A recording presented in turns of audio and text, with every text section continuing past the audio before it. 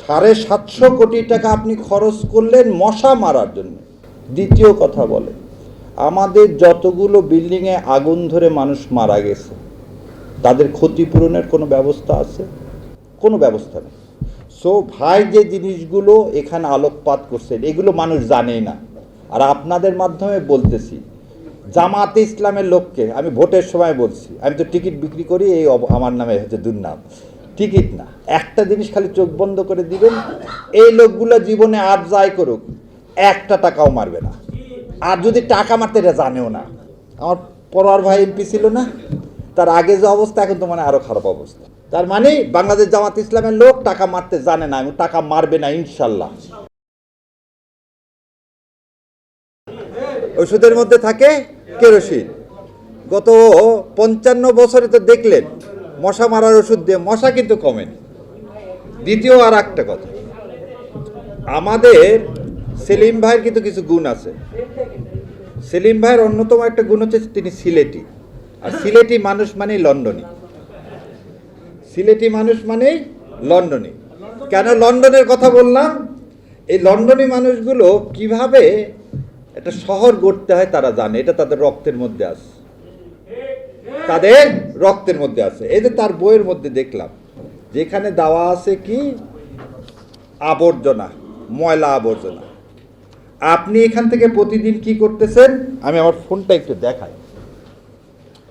প্রতিদিন আপনি ভ্যান গাড়িতে করে ময়লা নিয়ে যাচ্ছেন, আর আপনি যদি এই বিনটা দেন, একটা সবুজ বিন, নিচে দেখেন চাকা লাগানো আছে, মাছি ঢুকবে না, মাছি যাবে না, কারোর সাথে কিছু হবে না। এবং এই বিন কে দিবে জানেন? আপনি যাকে বলবেন যে ময়লা কালেক্ট করো, সেই বিনটা তার টাকায় দিবে। কেন দিবে? ওই ময়লার মধ্যে আছে সোনা। আপনি জানেন যে সারা পৃথিবীতে ইংল্যান্ডে কয়েক বিলিয়ন ডলার খালি প্লাস্টিকের টুকরা বিক্রি করে কামায় হয়। এই যে প্লাস্টিকের যত বোতল, এগুলো বলে রিসাইকেলিং। 2028 সালে আমাদের যে কাপড়, এই কাপড়ের মধ্যে যদি 70% রিসাইকেল না থাকে আমাদের কোনো গার্মেন্টস পণ্য যাবে না। তাহলে এটাকে আপনি সোনা বলবেন না? তাহলে এই সোনা যেখানে তো আমার টাকা আসবে, আমার সেখানে তো একটা টাকাও সরকারের কেন, কারোই দিতে হবে না, কারোই দিতে হবে না। এবার আসেন, আমাদের একটা নদী আছে, এই বুড়িগঙ্গা নদীকে আমরা কি বলতেছি? আমাদের জীবন। ভাইকে এই জন্য বলতেছি, যারা আপনারা হজে গেছেন, জেদ্দাতে গেছেন, যারা লন্ডনের থেমস নদীর পাড়ে গেছেন, আমাদের বৃদ্ধ মানুষের, বয়স্ক মানুষের হাঁটার জন্য কোনো ব্যবস্থা নেই। হাঁটবেন যে আপনি কোনো জায়গায়, তার কোনো ব্যবস্থা নাই। তো এই চাওয়াটা কি খুব অন্যায়? আমি এখনো মনে আছে কোর্টের বারান্দায় তাপস সাহেবকে বলছিলাম যে আপনি আর কিছু পারেন না পারেন, মাথার উপর থেকে তারগুলা নামান। আমি তো লম্বা মানুষ, রাতের বেলা প্রায় সবাই কপালে বাড়ি খায়, কারণ এই মসজিদে যেতে হয় নামাজ পড়তে রাতের বেলা, এবং তারগুলো একটা তার। উনি কোর্টের বারান্দায়, তখন মামলা করি। উনি উঠে বললেন আমি জীবনে যদি কোনো কাজ করি প্রথম দিন এই কাজ করব। পরে শুনি কি জানেন, ওগুলো সব করছেন উনি, সব ছাত্রলীগের ছেলেপেলে ইজারা দিয়ে দিয়েছেন। এখান থেকে শয়ে শয়ে কোটি টাকা কামাই হয়, এখান থেকে সরকার একটা টাকা ট্যাক্স পায় না। আপনারা যারা এই ডিশ দেখতেছেন, ইন্টারনেট দেখতেছেন, এই যে তার, এই সিটি কর্পোরেশন এখান থেকে টাকাটা পায়। তাহলে আমার বুড়িগঙ্গা নদীর তীরে হাঁটার জন্য একদম তুরাগ পর্যন্ত রাস্তা করতে সরকারের একটা টাকাও লাগবে না। যে ভাই এই বইয়ের মধ্যে দিছেন, আমি ভাইকে একটু অনুরোধ করব, এর মধ্যে দেখ যে সরকারের টাকা ছাড়া আমাদের এই যারা রাজধানীতে বসবাস করি তাদের উপর ট্যাক্স ইম্পোজ করা ছাড়া এগুলো করা এগুলো করা সম্ভব। এবং মানুষের কাছ থেকে যত টাকায় সিটি কর্পোরেশন আজ পর্যন্ত মেরে দিছে, এটা উদ্ধার করা সম্ভব। আতিক সাহেব থেকে শুরু করে যতজন এখানে আসছে, এক মশার জন্যে 750 কোটি টাকা খরচ করছে। তাহলে একটা মশার ঢাকা শহরের দাম কত? 750 কোটি টাকা আপনি খরচ করলেন মশা মারার জন্য। দ্বিতীয় কথা বলে, আমাদের যতগুলো বিল্ডিংয়ে আগুন ধরে মানুষ মারা গেছে তাদের ক্ষতিপূরণের কোনো ব্যবস্থা আছে? কোনো ব্যবস্থা নেই। সো ভাই যে জিনিসগুলো এখানে আলোকপাত করছেন এগুলো মানুষ জানেই না। আর আপনাদের মাধ্যমে বলতেছি, জামাতে ইসলামের লোককে আমি ভোটের সময় বলছি, আমি তো টিকিট বিক্রি করি, এই আমার নামে হচ্ছে দুর্নাম, টিকিট না। একটা জিনিস খালি চোখ বন্ধ করে দিবেন, এই লোকগুলো জীবনে আর যাই করুক একটা টাকাও মারবে না। আর যদি টাকা মারতে এটা জানেও না। আমার পরোয়ার ভাই এমপি ছিল না, তার আগে যে অবস্থা এখন তো মানে আরও খারাপ অবস্থা। তার মানে বাংলাদেশ জামাত ইসলামের লোক টাকা মারতে জানে না এবং টাকা মারবে না ইনশাল্লাহ। সেই জন্যে আপনি আপনার শহর গড়ান, প্রথম জিনিসটাই দেন। বাংলাদেশ জামাত ইসলাম দুইটা খুঁটির উপর দাঁড়ায় থাকে, একটা হচ্ছে ঈমান আর একটা হচ্ছে সততা। সো আমি আপনি আমার সবার দায়িত্ব একটা শহরকে এমন একটা লোকের হাতে তুলে দিই যে লোকটা আর যাই করুক আমার টাকা তসরুপ করবে না। আর আমার বিশ্বাস, শোনেন, শিশু পার্কটা ছিল না, ছোটোবেলা আমরা সবসময় আসতাম, শিশু পার্কটা যে বন্ধ করে দিলেন, যে ওখানে কি হবে, এই যে শিশু পার্ক এখানে বন্ধ করে দিলেন না, দিয়ে কি করলেন ওখানে? আপনি সরোয়ার্দির মধ্যে একটা বাঁশ পুঁতায় দিলেন, ওটার নাম দিচ্ছি আমি কাঁচের বাঁশ। ওই কাঁচের বাঁশে কিন্তু সন্ধ্যাবেলা আপনি যে হাঁটতে পারবেন না, নিরাপদ না। তাহলে বাচ্চারা খেলতো, সে মাঠ পর্যন্ত দিলেন না, সেই মাঠটাও আপনি কি করলেন, নিয়ে চলে গেলেন। ঢাকা শহরে যত মাঠ ছিল, পুকুর ছিল, এখন কোনো পুকুর খুঁজে পাবেন? পুকুর গেল কোথায়? ঢাকা শহরে হাইকোর্টের কাছেও একটা পুকুর ছিল, গেল কোথায় পুকুরগুলো? সেই জন্যে আর কথা বাড়াবো না, খালি একটা জিনিসই বলি, ভাই যে বইটা লিখছে এই বইতে যা যা বলছে, আল্লাহ দিলে এটাই যদি দেয় তাহলে ঢাকা অন্যতম তিলোত্তমা নগরীতে পরিণত হবে।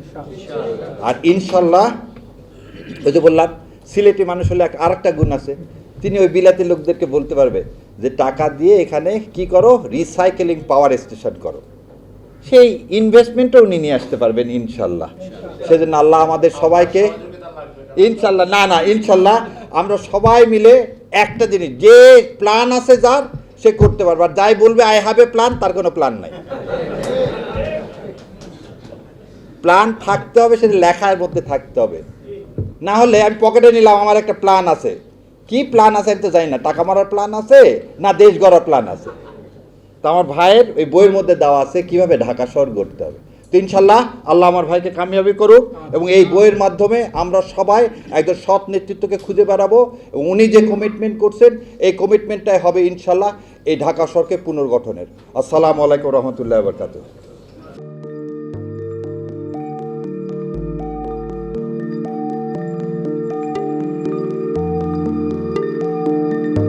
পহেলা জানুয়ারি 2026 ইউটিউব জার্নালিজমের অগ্রদূত changeTV.press সংগ্রাম মুখর 7 বছর পেরিয়ে পা রাখলো গৌরবান্বিত 8 বছরে। এই আনন্দ প্রহরে সবাইকে নিরন্তর শুভেচ্ছা।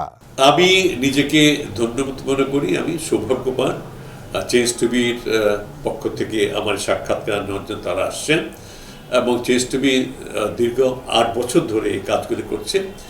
আমি তারা অনেক ভালো কাজ করেছেন, দেশের মানুষের সুখ দুঃখের কথা প্রত্যক্ষ তুলে ধরছেন। আমার আশা থাকবে চেঞ্জ টিভি সামনের দিকে উত্তরোত্তর আরও সমৃদ্ধ হবে। একটাই শুধু আমাদেরকে উপদেশ দিতে চায় তাদের কাছে, সেটা হচ্ছে সত্য কথাটা মানুষের সামনে তুলে ধরা, মানুষের ভিতরে কি চায় তাদেরটা তুলে ধরা, মানুষের প্রত্যাশা তুলে ধরা, এবং মানুষের মধ্যে এই যে দেশাত্মবোধটা এবং সত্যবাদীটা এটা জাগরণ করে চেঞ্জ টিভির সামনের দিকে এগিয়ে যাবে।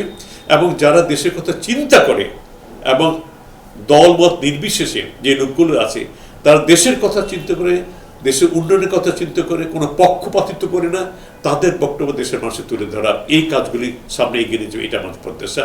অনেক ধন্যবাদ আপনাদেরকে, দেশবাসীকে, দেশবাসী সবাইকে আমি ধন্যবাদ জানাচ্ছি। changeTV.press এক ফোঁটা হলুদ নেই। আমরা শুধু আপনাদের কাছে একটাই আবেদন করব, মিথ্যার পিছনে দৌড়বেন না, সত্যকে ধারণ করেন, সত্যকে জনগণের কাছে তুলে ধরেন। সেটা যতই কঠিন হোক না কেন পিছপা হবেন না, ভয়ের কোনো কারণ নাই। আল্লাহর সাথে থাকেন, আল্লাহ আপনাকে সাহায্য করবে। কোনো মানুষের কাছ থেকে কোনো সাহায্য কামনা করবেন না। ধন্যবাদ। changeTV.press এক ফোঁটা হলুদ নেই।